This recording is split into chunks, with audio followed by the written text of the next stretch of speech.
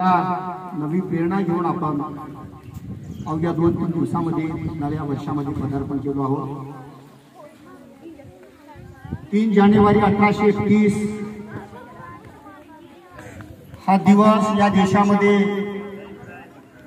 जीवन जगणाऱ्या सर्व महिलांच्या मानवमुक्तीचा हा दिवस आहे। महिलांच्या स्वातंत्र्याचा दिवस म्हणून 3 जानेवारी आम्ही भारतभर साजरा करतो आहोत।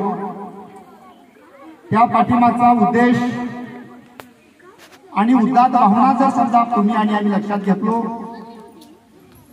तर 3 जानेवारी 1848 ला नायगावच्या खंडू नेवशे पाटलांच्या घरामध्ये ज्या लेकरांचा जन्म झाला त्या लेकरांचं नाव होतं सावित्री। 3 अक्षरानं ज्या लेकरांचं नाव ठेवलं गेलं, आज त्या 3 अक्षरानं या देशामध्ये एक नवा इतिहास घडवला, नवा विचार या देशाला दिला, ते सावित्रीबाई फुले। आज सावित्रीबाई फुलेचा 192वा जन्मदिवस या पद्मावती प्राथमिक माध्यमिक आणि उच्च माध्यमिक विद्यालयाच्या या प्रांगणामध्ये आपण साजरे करतो आहोत। ही खूप मोठी स्वाभिमानाची आणि अभिमानाची बाब आहे। 15 ऑगस्ट 1947 ला देश स्वतंत्र झाला, पण खऱ्या अर्थानं या देशात असणाऱ्या महिला मातृत्वाच्या आयुष्याला खरी कलाटणी, नवा विचार आणि स्वातंत्र्य जरी मिळालं असेल तर ते स्वातंत्र्य मिळालं 3 जानेवारी 1831 ला। काही लोकांना प्रश्न पडेल तर स्वातंत्र्य मिळालं 47 ला आणि 1831 चं काय भानगड आहे? म्हणजे स्वातंत्र्याच्या अगोदर या देशातल्या महिलांना खऱ्या अर्थानं स्वातंत्र्य देण्याचं जर काम कोणी केलं असेल तर ती सावित्रीबाई फुले। काल परवाला शुक्ला मॅडमचं या ठिकाणी आयुक्त जे आहेत महाराष्ट्राच्या पोलीस आयुक्त आहेत, परवाला त्यांचं नाव परत डिक्लेअर झालं आणि सांगितलं गेलं की मुंबईच्या पोलीस आयुक्त परत शुक्ला मॅडमला त्या ठिकाणी त्या सिंहासनावर बसवण्यात आलं।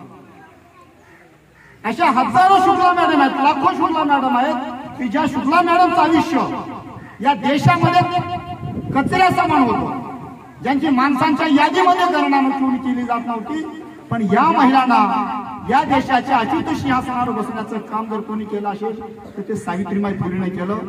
सावित्रीबाई, आम्ही आयुष्यभर तुमच्या जर ऋणात राहिलो तर तुमच्या कार्यकर्तृत्वाचं ऋण आम्हाला फेडता येणार नाही, पण एक आमची वैचारिक जिम्मेदारी आहे। ज्या पद्मावती शाळेमध्ये ज्या सत्यशोधक शिक्षण संस्थेत आम्ही शिक्षण घेतो आहोत, कर्मचारी म्हणून राहतो आहोत, आज हजारो मुली या ठिकाणी शिक्षण घेत आहेत। ही सर्व पुण्य सावित्रीबाई तुमची आहे।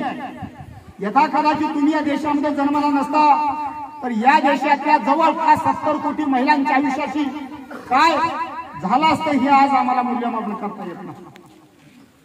पण 140 कोटीच्या देशात आज 70 कोटी महिला इथं स्वाभिमानाने शिक्षण घेत आहेत, नोकरी करत आहेत।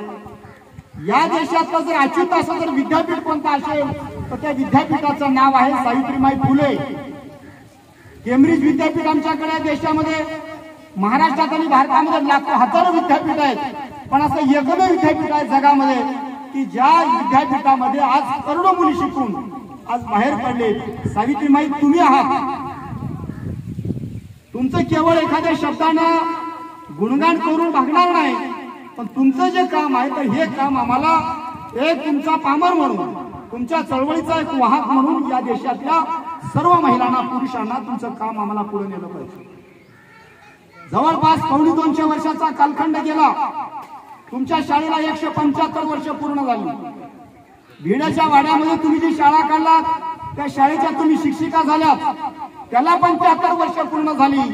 आज महाराष्ट्राचं सरकार एवढ्या मोठ्या भूमिकेवर आलं की बुधवार पेठेमध्ये असलेल्या या भिड्याच्या वाड्याला आज राष्ट्रीय दर्जा देऊन त्या ठिकाणी सर्वात मोठी शाळा उभं करण्याचं काम आज सरकार करत आहे।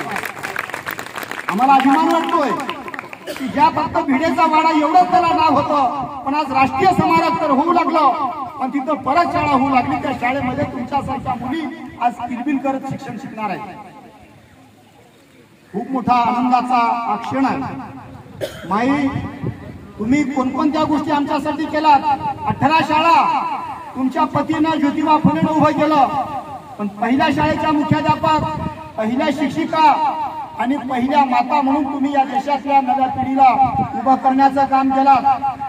आज आनंदाची बाब एक आहे की हजारो मुली शिक्षण तर शिकतातच, परंतु ज्यांच्या आयुष्याला क्षुल्लक किंमत होती, त्यांच्या आयुष्याला अनमोल किंमत देण्याचं काम तुमच्या जन्मानं जर झाला असेल तर हा तुमचा जन्मदिवस महिला मानव मुक्तीच्या स्वातंत्र्याचा दिवस आहे आणि तो दिवस आम्ही आनंदाने साजरा करू. पृथ्वी तलावर सूर्य चंद्राशापर्यंत सावित्रीमाई तुमचं नाव या देशामध्ये आणि या पृथ्वी तलावर अमर राहील. तुमच्या सर्व कार्यकर्तृत्वाला मानाचा मुजरा करून या ठिकाणी थांबतो. धन्यवाद.